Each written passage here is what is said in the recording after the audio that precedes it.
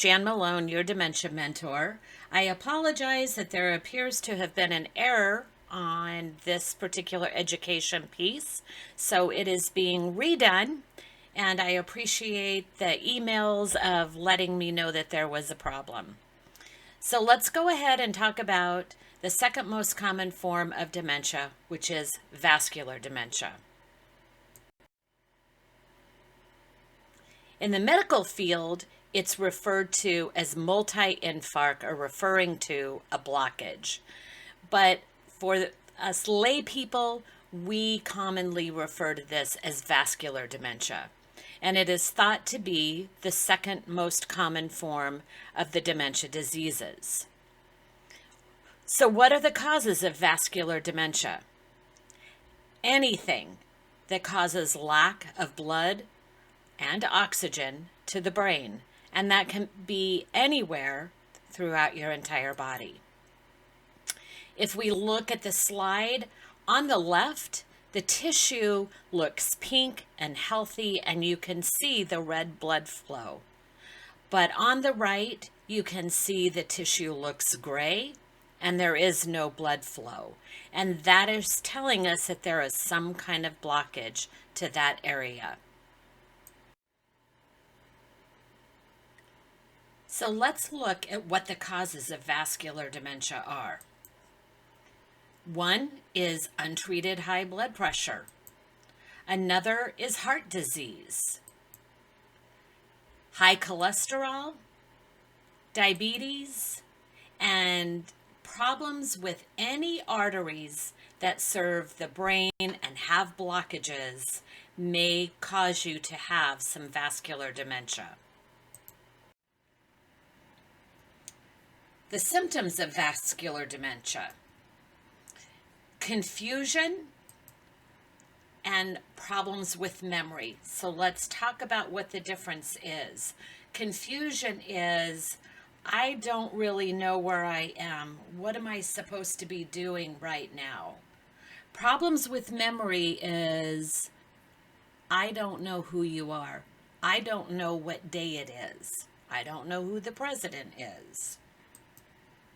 Unsteady on their feet. People with vascular dementia have a very awkward gait, and you may see that they begin falling. They have frequent urination, which usually leads to the loss of all bladder control. They have depression, and they have agitation.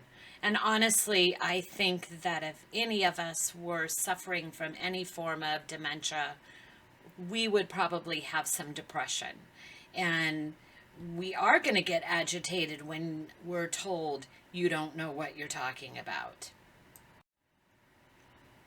So are there any treatments for vascular dementia? Damage that has been caused by the infarcts cannot be reversed.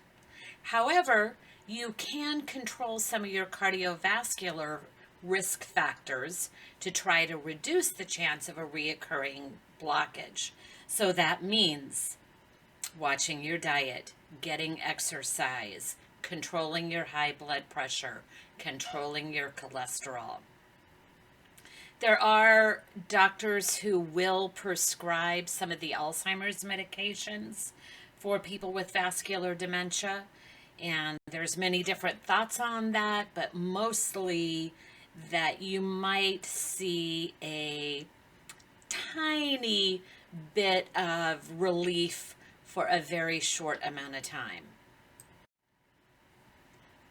So now let's look at what these blockages really mean and what they look like.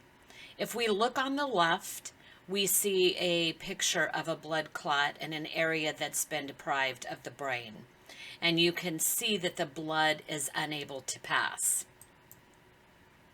But if we look to the right, the picture of the brain with a blue spot actually represents a TIA, or a transischemic stroke, or a mini stroke, you may have heard it called.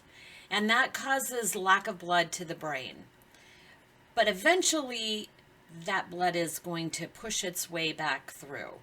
That incident could be as short as a minute, and I've seen it last longer than an hour.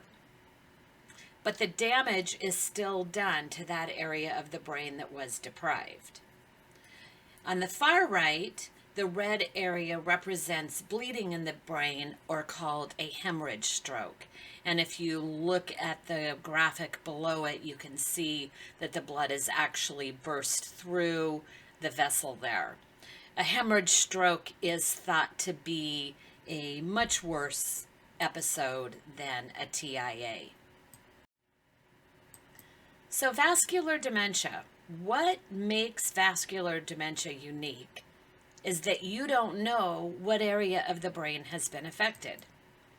So while their memory may be spot on in some areas, the area that was destroyed, the memory is gone. So for someone who is a great cook, never needs a recipe, still can make homemade cinnamon rolls without a recipe, may no longer be able to even make a box of macaroni and cheese because that little TIA, that little stroke, destroyed that area. So it's very frustrating in the beginning because you may think that your loved one is playing games with you. And of course, then you begin to wonder, do I need help or do they need help?